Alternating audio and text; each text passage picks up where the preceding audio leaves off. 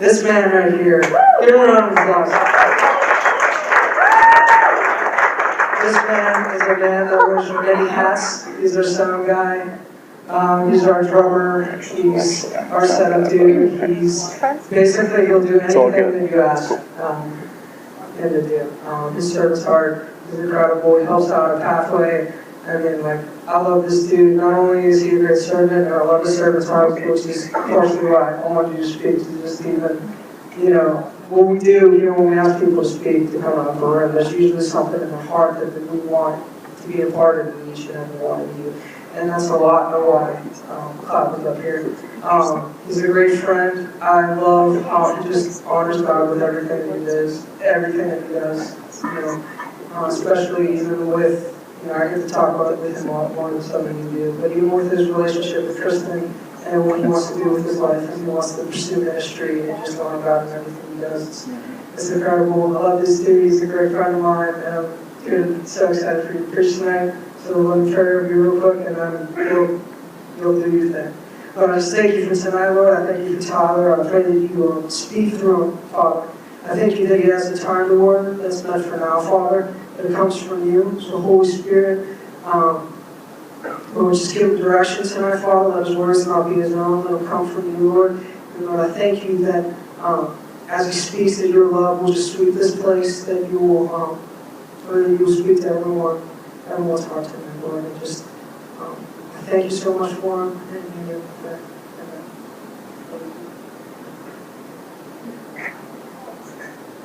What's up, guys? It's been a while since I've been in front of people. So it's a little nerve-wracking at first, but that's alright. Like you were saying, my name's Tyler, or Clap, or whatever else you want to do with my last name. I've heard them all, so feel free to make something up that I haven't heard. But yeah, like you were saying, I'm a man of many things here on Geneva. But we'll get into that. I want to start with something real quick. That's going to be quite random, but I'll explain it later. You're going to be like almost kind of disturbed by it because it's never been done in upper room before. So everybody stand up. Stand up. Right up. All right. You got that going? All right. So what we're going to do. We're going to play rock, paper, scissors. Yeah, you're like, what the heck? Like, who's this dude telling me to play rock, paper, scissors? It has a meaning. So, has anybody not played The Biggest Fan rock, paper, scissors before? Anybody? Not played? Alright, sweet, we got one. I'll explain. So, you're going to find a partner, play rock, paper, scissors. Alright? Just one round, not best of three or anything like that. Alright? Whoever loses is the winner's biggest fan. Alright? So as it goes on and on, we should have a bigger crowd gathering for each contestant. Until we get down to two people, we get half the room cheering for one contestant, and then half the room cheering for the other. Anybody not understand? No? Alright, let's go. Trent, it's music, let's go. Like you just said, my name's Tyler. I'm a junior student here. I'm a student ministry student. So I'm becoming a youth pastor. Youth pastors love games. That's kind of why I made me do that. But there's some more explaining here to come. So let me tell you a little bit more about myself. So DJ kind of stole the first half of my message, but that's okay. Like you were saying, part of upper room, sound, drums, now speaker, kind of everything here. I'm also an RA up at Young North on the third floor, so if you come stop by, feel free to. I also volunteer over at Pathway Church, which is about 10 minutes up in the Chippewa area.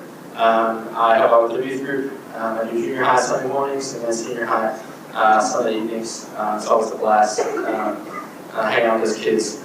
I come from a small town that you might recognize, Gettysburg, Pennsylvania. If you didn't know anything about history, that's where I'm from, Gettysburg. I hate everything about it.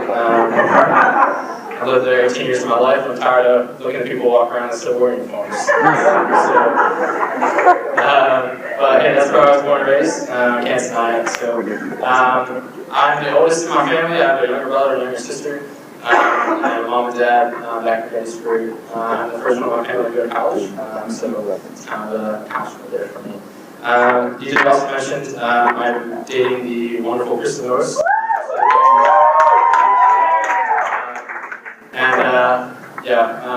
She's great, so good talk to her.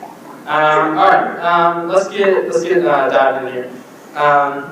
When I say think of a contagious thing, what is the first thing that comes to your mind? Yawn. Yeah. So, how many of you have that 2 or 3 o'clock class? It's like late in the afternoon when you should be napping. Come on, put 'em up. I got one too. Yeah. So, you're not paying attention in class. You're kind of looking around, and you see someone yawning. You're like, wow, they're super tired. And like a second later, you're like, crap, I'm yawning too. Like, crap. So that's a contagious thing. What about something else? Contagious thing. Heard it. Sickness. Yeah, sickness. Yeah, viruses going around. Mitch, I know you were pretty sick earlier this week. He said he had to take gas of air between his bites, so he could chew and swallow real quick. So he could run. Sickness is kind of going around here in the winter, definitely. Something else that's contagious is encouragement. Where my athletes at? Yeah, nice athletes. Yeah, so encouragement. So you're down working hard in the gym or running on the track or something like that, and someone's running by, and you're kind of slacking. You do that encouragement. Come out, let's go, keep it up, let's go, keep moving. Might hear that down in the fitness center as well. We're working out hard. But that's also contagious because, when someone gives you encouragement, you want to give encouragement back to somebody else that's kind of slacking as well. Like, hey, come on, let's go pick it up, and that's kind of contagious between everybody. Last thing that I want to talk about is vulnerability. I think that's a contagious thing. One person opens up and is vulnerable. I think it opens the door for a lot of other people to be vulnerable. I'll tell you a story. It's at Pathway helping out with the senior high youth group, and kind of good leader of a small group there. And we were talking about kind of what we struggle with when it comes to our relationship with God. I brought up the fact I was vulnerable on the spot there, and I brought up the fact that sometimes it's hard to kind of keep up with everything. Reading my Bible, constantly in prayer with God. Just because I get so busy. We're busy here at school and with everything else going on in my life. Sometimes it's kind of hard. And kind of went around the circle, got to another girl, and she opened up. Same thing, I'm super busy. My relationship with God isn't the best. I could be a lot better in reading the Word and praying. But I'm not because I'm super busy. Right there was an example of how vulnerability is contagious. Whether she was going to say that or not, I feel like once that one person kind of cracks the door open, I think there's an opportunity for everybody to be vulnerable there. So, title of my message, you probably won't get this when I say it, because I in fact stole it from somebody. The title of my message is Me Too and We Got You. So, tell you a little bit about where I stole this from. Kristen goes to church down in Maryland, and it's a church plant. And so they just started up about a year and a couple months ago. These are some of their core values. Me too, and we got you. In the year ministry, I'm allowed to steal stuff, and I got permission because this is kind of like the first time I stole it. The second time I stole it, it's just kind of like, Third time I stole it, it's definitely mine. I'm sure I'll take it. You know anything about ministry? That's kind of funny. But alright, so we're kind of talking about the local church when we talk about these. Me too, and we gotcha. So anybody, I don't want you to raise your hand for this, but I've never been to a church that kind of says you should. A church that comes at you and says, you should fix this. You should fix yourself. And they don't, not really kind of like a relationship building thing going on They don't really want to help you in any way.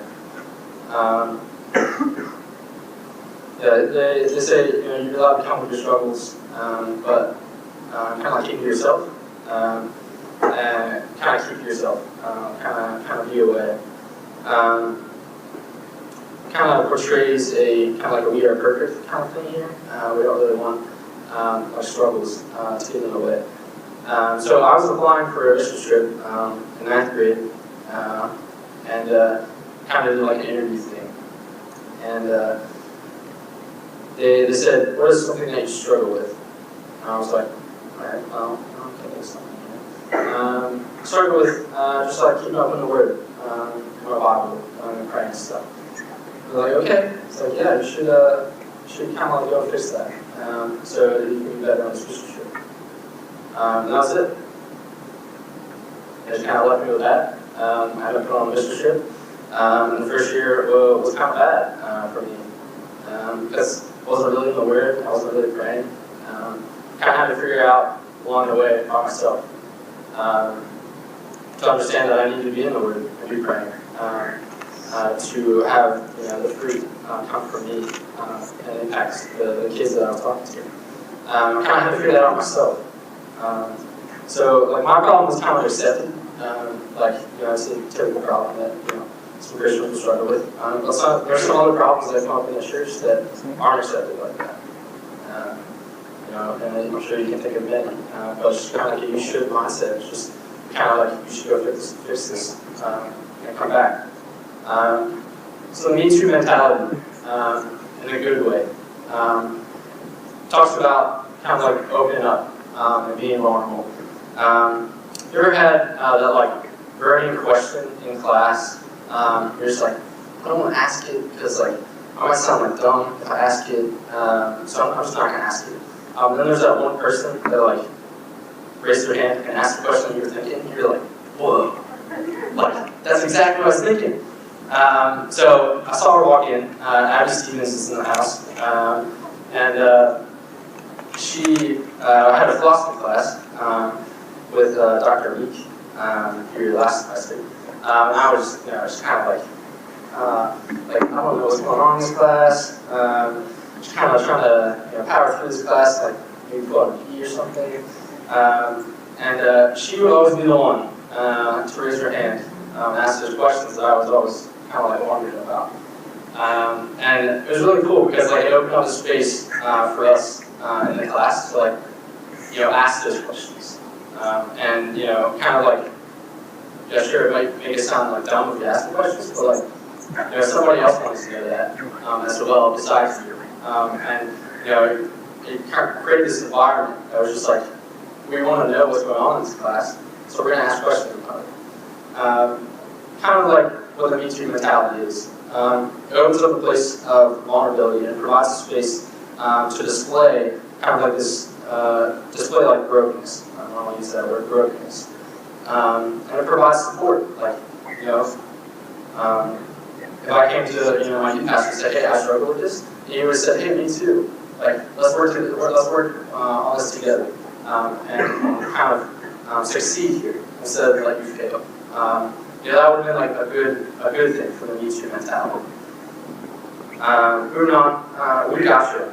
It's the second term that I mentioned, and this is kind of a similar thing, but it's more like a group and like a community. So like we're talking about the bad way, go fix it, come back. Like we don't want to deal with it here.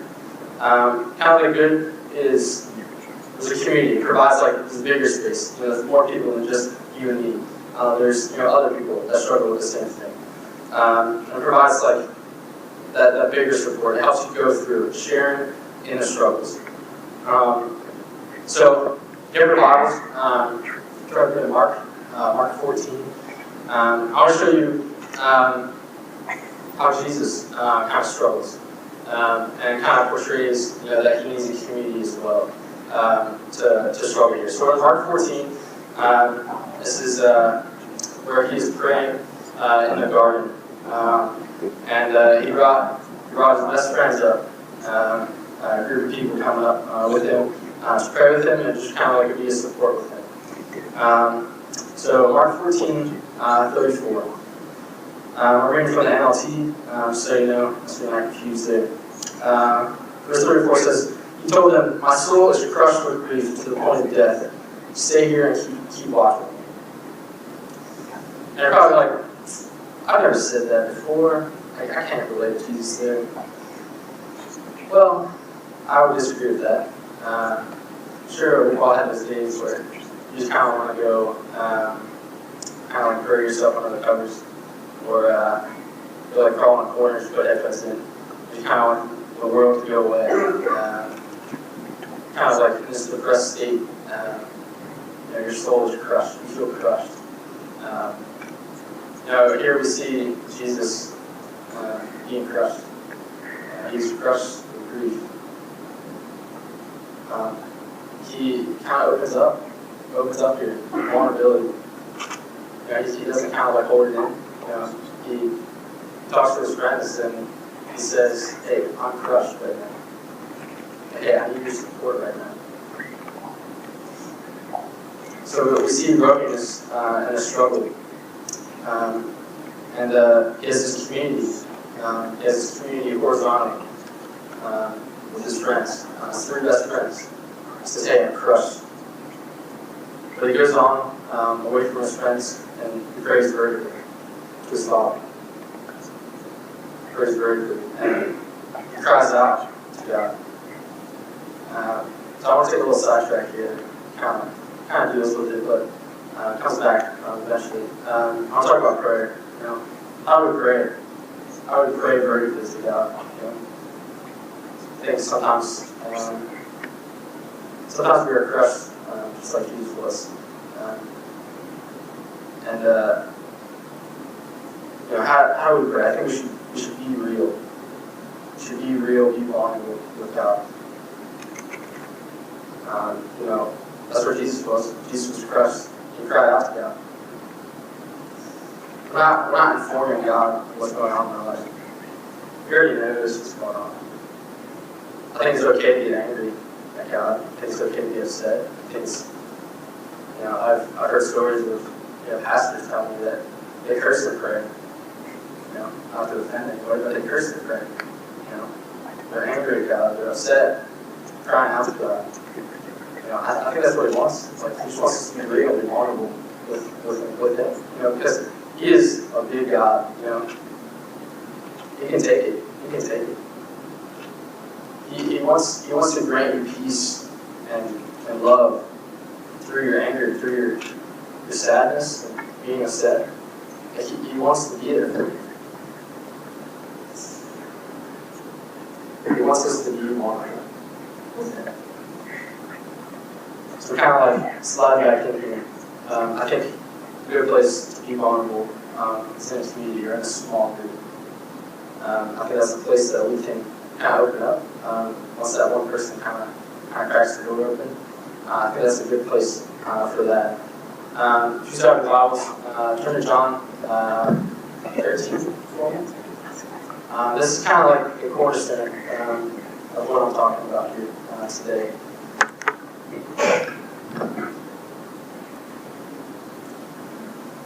In John 13, verse 34 and 35.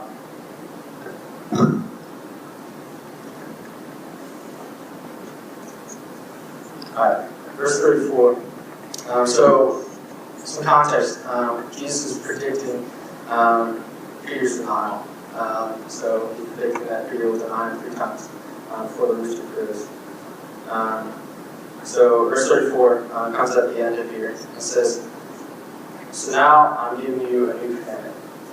Love each other just as I have loved you. You should love each other. Your love for one another will prove to the world that you are my disciples." Your love for one another will prove to the world that you are my disciples. What better talk of community there? Your love will prove to one another that you are my disciples. Man, that's sweet. Love, sharing the struggles, being vulnerable, being contagious there. Love is contagious. Speaking of love, and you're probably going to hate me for this, but turn to 1 Corinthians 13. I don't care if you hate me for it. This section of verses is powerful. You probably already know this passage like back of your hand. I want to tell you something. If you ever want to know how to live, Jesus says, greatest commandment is to love the Lord God with all your heart and love your neighbors as yourself. That's what he calls us to. We're supposed to love. You're like, oh, how do I love? I don't know how to love. Turn this passage right here. 1 Corinthians 13. Because it's like a slap in the face. It is, oh man, it's just like right in your face. Alright, let's read this. Because I want to get into some of this stuff. Starting verse 1. If I could speak all languages of earth, of angels, but didn't love others, I would only be a noisy gong or a clanging cymbal. If I had the gift of prophecy, and if I understood all of God's secret plans, and possessed all knowledge, and I had such faith that I could move mountains, but didn't love others, I would be nothing. If I gave everything I had for the poor, and even sacrificed my body, I could boast about it, but if I didn't love others, I would have gained nothing. Right here. Love is patient and kind. Love is not jealous or boastful or proud or rude. It does not demand its own way. It is not irritable, and it keeps no record of being wronged. It does not rejoice about injustice, but rejoices whenever the truth wins out. Love never gives up. Never loses faith, is always hopeful, and endures through every circumstance. Prophecy and speaking in unknown languages and special knowledge will become useless, but love will last forever. Our knowledge is partial and incomplete, and even the gift of prophecy reveals only part of the whole picture. But when the time of perfection comes, these partial things will become useless. When I was a child, I spoke and thought and reasoned as a child, but when I grew up, I put away childish things. Now I see things perfectly, like puzzling reflections in the mirror. But then we will see everything with perfect clarity. All that I know now is partial and incomplete, but then I will know everything completely, just as God now knows me completely. 3 things will last forever: faith, hope, and love. And the greatest of these is love. What a slap in the face. Like, I read that section of verses all the time. I'm like, am I doing this?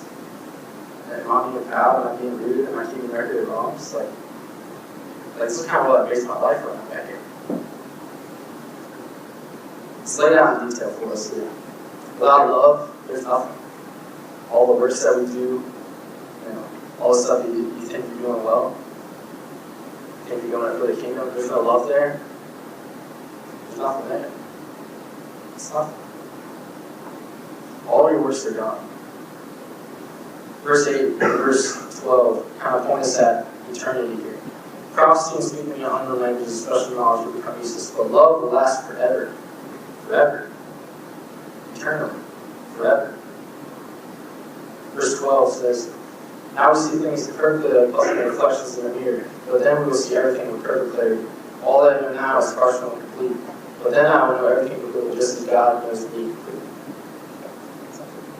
Talking about heaven here. Like, love is going to last in heaven. All this other stuff down here, nothing at all.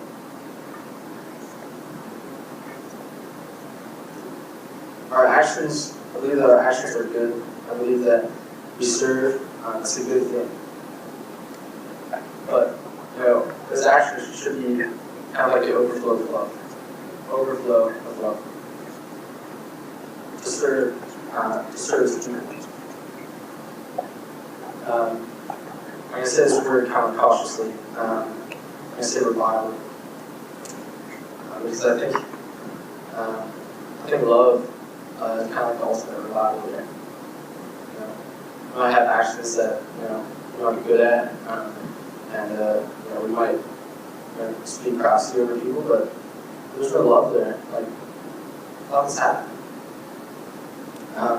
We sang a song about elevation worship today. Here's in heaven. And the pastor of that church, Stephen has some good stuff. He preached a sermon. I believe it was the recording of the live worship album. And he had a quote that says, "We're not waiting on the move of God, we are the move of God."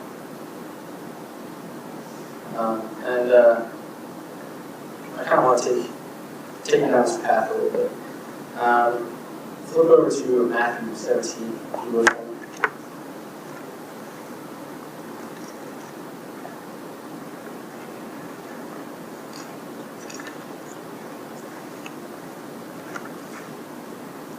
So I actually, didn't realize that this was kind of in the Bible. It's kind of a story. I don't really remember it happening or reading it this way, but this is pretty sweet. Chapter 17 of Matthew, starting at verse 1. It says, 6 days later, Jesus took Peter and the two brothers, James and John, and led them up a high mountain to be alone. As the men watched, Jesus' appearance was transformed so that his face shone like the sun, and his clothes became as white as light. Suddenly Moses and Elijah appeared and began talking to Jesus. Peter exclaimed, "Lord, it's wonderful for us to be here. If you want, I'll make 3 shelters here as memorials, one for you, one for Moses, and one for Elijah." But even as he spoke, a bright cloud overshadowed them, and a voice from the cloud said, "This is my dearly loved son, who brings me great joy. Listen to him." The disciples were terrified and fell down to their face. And Jesus came up and touched them. "Get up," he said. "Don't be afraid." When they looked up, Moses and Elijah were gone, and they saw only Jesus. As they went back down the mountain, Jesus commanded them, "Don't tell anyone what you have seen until the Son of Man has been raised from the dead." And his disciples asked him, "Why do the teachers of religious law insist that Elijah must return before the Messiah comes?" Jesus replied, "Elijah is indeed coming first to get everything ready. But I tell you, Elijah has already come. But he wasn't recognized, and they chose to abuse him. In the same way, they will also make the Son of Man suffer." Then the disciples realized he was talking about John the Baptist. At the foot of the mountain, a large crowd was waiting for them. A man came and knelt before Jesus and said, "Lord, have mercy on my son. He has seizures and suffers terribly. He often falls into the fire or into the water." So I brought him to your disciples, and they couldn't heal him. Jesus said, "You faithless and corrupt people, how long must I be with you? How long must I put up with you? Bring the boy here to me." And Jesus rebuked the demon in the boy, and it left him. From that moment, the boy was well. A little bit about Stephen Furtick's message that kind of struck me. So we see Peter talking at the beginning. He says, "It's good to be here. Here on this mountaintop. Here with you, Jesus, and with probably the 3 of the holiest guys you've ever seen. Here on top of this mountain. It's good to be here." Peter says, "Hey, I built some shelters. Stay up here. Like, it'll be good. Like, this is sweet. Like, I want to be up here." But God kind of like yells over the top of him. He's like, "Hey, listen to my son. Listen to him. He knows what he's doing there." And like we see this mountaintop experience. We experience these mountaintop feelings when we go to a camp or a conference, something along those lines. We're surrounded by a lot of our Christian brothers and sisters, and worshiping God with all that we have. Because we feel on top of the mountain, like, this is sweet. Like, I want to stay here. We have mountaintop experiences, and we're so committed and renewed because we've seen God and we feel free. Like, this is where I want to be. So they come down the mountain. Jesus went toward the crowd. Jesus was like, "Hey, we got work to do. Let's go to the crowd and get some stuff done." Peter, he still asked a question about what was going on the mountaintop. He's like, "Hey, say something about Elijah. Like, what's going on with that?" Jesus was like, "Hey, we gotta go. We gotta go do some stuff." So how do we get this worship, this mountaintop experience to be an impact out there on the campus? We can't stay here in this upper room area or in our mountaintop experience area. We're worshiping. We all have issues, we all have struggles here, and it's good to be here on this mountaintop experience. It's good to be here. And we feel safe, we feel free, because God is here, right? But there's a lot of other people out there struggling. A lot of other people out there struggle with similar things that you're struggling with. You know? Mountain is amazing. I all agree on that. But it's not where the miracle happened. You know? Jesus gets to the bottom of the mountain and he heals his boy the demon. Miracle happened. Like in the mercy from the valley, down the valley. You know? It happened down in the valley. It didn't happen up on the mountaintop.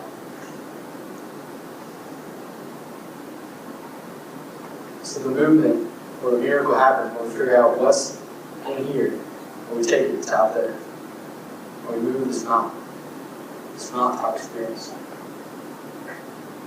Matthew 17:18, the boy was healed, and at that moment, like he was healed then and there. He wasn't healed while the church was on the mountain. He wasn't healed because of the mountain. He was healed because of the mercy of God. And then it goes on to say, faith is the mustard seed. Everybody kind of knows that passage. You have faith in the mustard seed, you can move this mountain.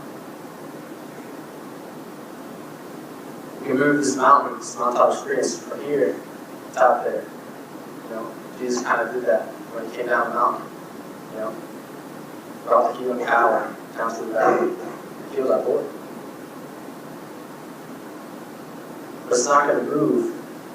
They're not going to experience it out there on the campus until we make our move. Until we go do.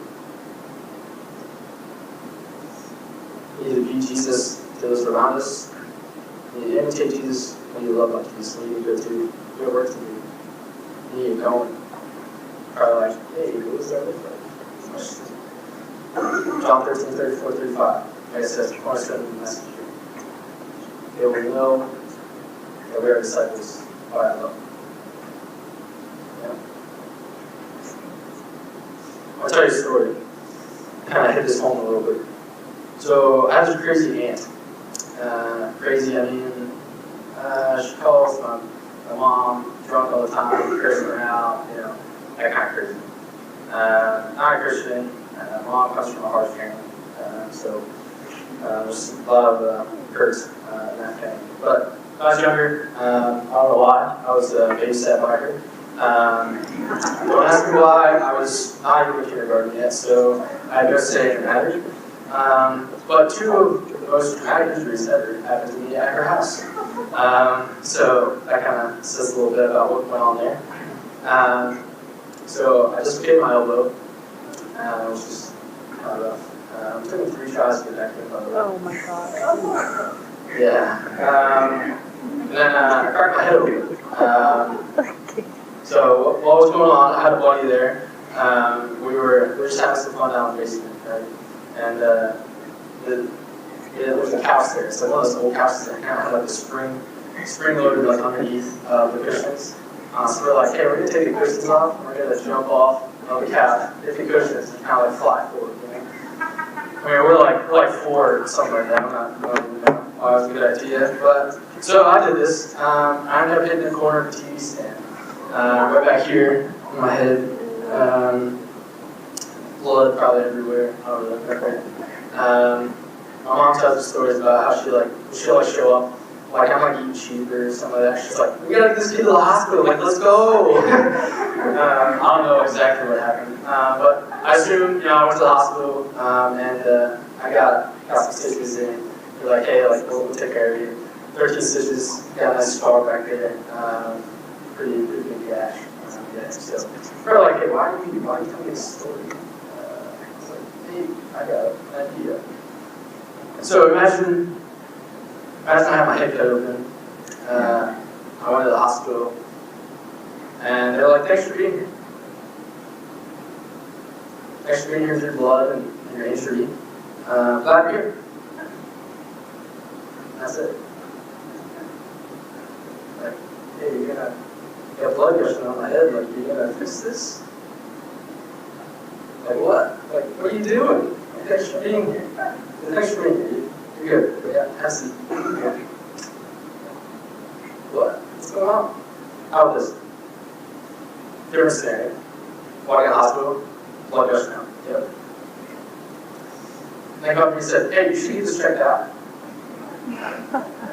That's why I'm here. Just get this checked out, you know?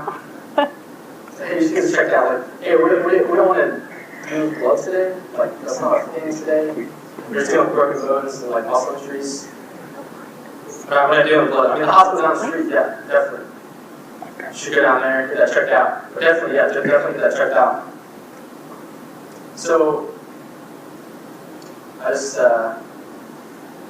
kind of relate grace and truth to you. First one, hey, thanks for being here. You're great. Have a seat. Thanks for being here. It's awesome. It's grace. And for church, thanks for being here. You're great. Truth. Hey, you have a problem? You should probably get that checked out. Church down the street, that's your place. I'm here though. We don't deal with that. Stop. Jesus said, church is a hospital for the broken. You see the saints. If you want to reference that, we'll talk afterwards. So I'm working there. But hospital for the broken. So we combine the two. Grace and truth. Thanks for being here. You have an issue. Let's go work together with God. Let's go work together to solve that. We want you to be better. We want to heal you. Like, hey, like, I struggle with this too. Like, let's go work together. Let's really just figure it out. The way that we're going to get that done, I believe that everyone here is struggling with something. Everyone here. Something different than the person sitting next to you. I'm struggling with something there, you know? Right here. I'm struggling. And I don't think I was ready to talk tonight. I had like a blister the size of a penny in my mouth. It hurts. I got like some gel and numbs the side of my face. I can't feel anything. You know, I think I was ready. You know, I broke physically, I broke spiritually, broke. Just like each and every morning. The way that we're going to get through this brokenness and this struggle is by building relationships. Building community with each other. People that struggle with similar things as you know that for a fact. You need to share in the struggle. So I kind of prepped the prayer team here this evening. I actually prepped them earlier this week. If you want to go pray with them after this message, there's going to be an exchange of phone numbers, emails, names. They're going to meet up with you this week before the next supper. They're going to sit down, they're going to follow up with you, they're going to see how you're doing. They're going to be vulnerable with you, they're going to open up, they're going to talk with you. If they don't, hey, come talk to me. I'll talk with you. I want to be vulnerable with you. Because I struggle. I know that you struggle. Come talk to me. Because they don't follow up with you. They said they're going to meet with you before the next supper meeting. I want to build a community. I want a community on this campus. I want love on this campus. You know? They're going to know us by our love for one another. We're going to build communities of love. We get through these struggles of college years together. So I kind of close out. I want you to imagine something. Envision some things. Right? Envision that this entire campus just has small communities everywhere. Everywhere struggling with different things. We're in a community together, and we're battling them, we're getting through life together. Imagine it. We don't have people get stressed out, like how do I solve this? How do I do this? You know? Imagine if we had groups, battle set for purity. Yeah, I like it. I'm sorry, finish. You know, it's a struggle of mine. Being vulnerable with you right now. It's a struggle of mine. I tell you what, it's a God thing because community just dropped on my door to those people.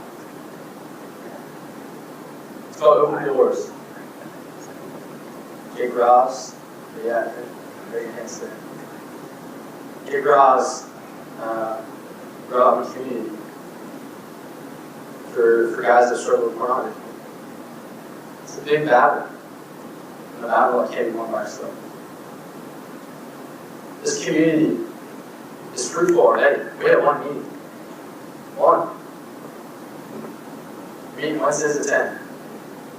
Up in Jake's room. Yeah, or Arms East.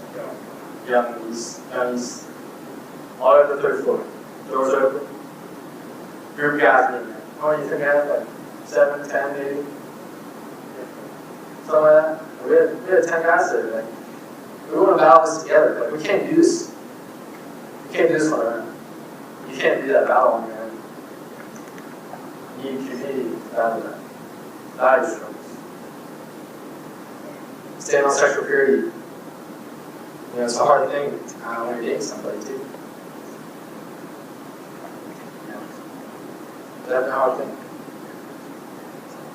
I'll tell you what, this is exciting because Chris and I open ourselves up.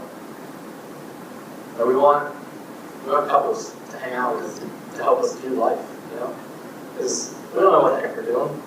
We're gonna go like get married soon. It's just like, what? What's going on? Like, I don't know. I'm serious. I mean, once you're in a position to understand, like, we struggle. We struggle so hard. You know? If you're a couple, if you're dating somebody, come talk to us. We're glad to meet with you and hang out with you because I know that you struggle with similar things that we struggle with. That excites me because, you know, we rarely hang out with couples. Other couples that are struggling with fighting, sexual purity, just trying to battle, you know, to stay together and love each other more. It's tough, really tough. I want to work together through that. Imagine if we had communities of people that struggle with anxiety together. It's a common thing here on campus. You know? We read in the cabinet that the counseling center is packed full of people. You know? I believe that, you know, supposed to have maybe use anxiety or depression. It's a struggle that you need some other people to help with. Get a community of people together to help you battle that. Maybe there's a community of people who doubt God, who doubt the things that God's doing, religion, the church. And there's people out there that do doubt. Get together, find those people, build a community. Because we can't battle this on your own. There's people out there that are struggling with drugs and alcohol, party scene. You want to get out of it. Find some people. Talk with them. Build a community. Be vulnerable. You can't do this alone. You can't do life alone. You may not be struggling with the same exact thing as the person next to you or the person behind you. But a me too mentality that I keep talking about is I know the struggle. I know what it's like to struggle. I know what it is to work, to battle that struggle. I know what it is. And me too mentality is I'm here for you. I'm here walking alongside you.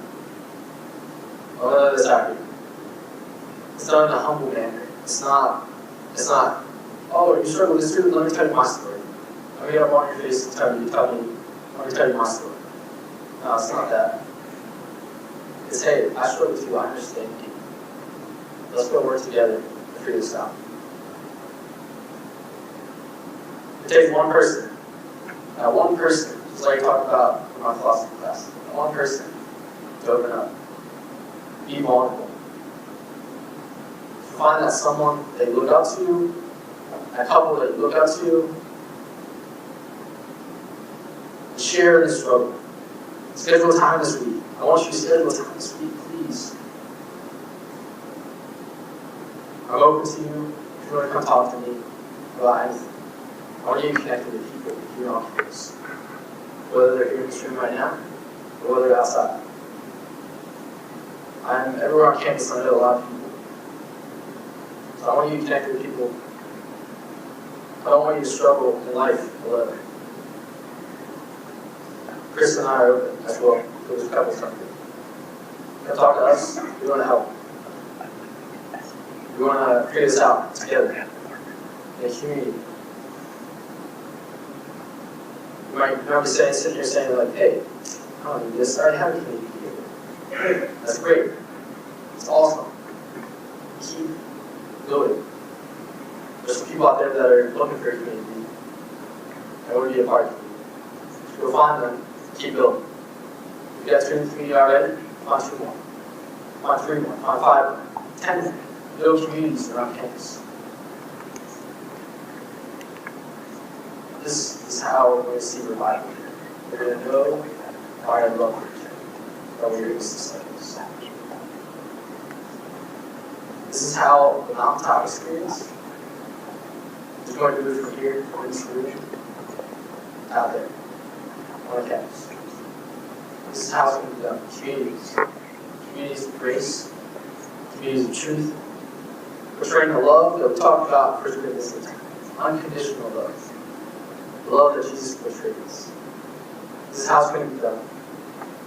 Communities of grace and truth. Me too, and you got you. I understand.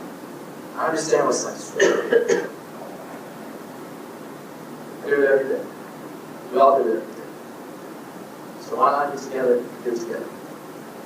In communities. Imagine all of those things. And excites me. Because I know that people will grow, people will understand. And live life together. Because college is hard. We see everybody around here, we put on this mask. Okay, I got everything together. I know. So go open yourselves up to Jesus. Alright? I'm not going to do a closing song or anything like that. We're just going to put on some chill music in the background. I want you to talk to people. Seriously, circle up with people, talk to people. If you're just here to hear me speak, well, you should probably stay and talk to me.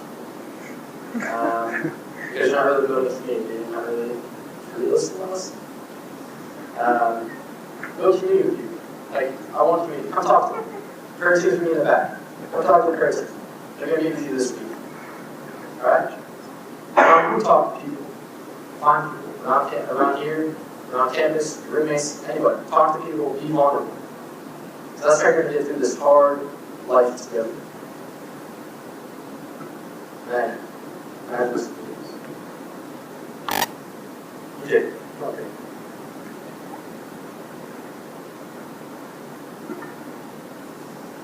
I want to close with prayer, but I want to pray with DJ. I believe we lost a grandparent here recently, this morning. Yeah. It's tough. Death is tough. I understand. Yeah. Anna, come on, Anna. Family member, yeah, definitely. I just want to pray with you guys. Because this is tough. It's tough to lose somebody. So let me pray for them and then kind of close them down. Dear Heavenly Father, thank you for this evening. Thank you that we get together as a community and start to build a community of love and grace and truth. I just want to lift up DJ and Anna as they lost a family member this morning. That's tough, God. The family's definitely hurting. comfort. God, I pray that you be with them, give them peace, give them comfort. Because I'm sure that they're upset and might be angry. Just be with DJ and Anna as they deal with logistical things about funerals and everything like that. I'm stressful. Just give them peace.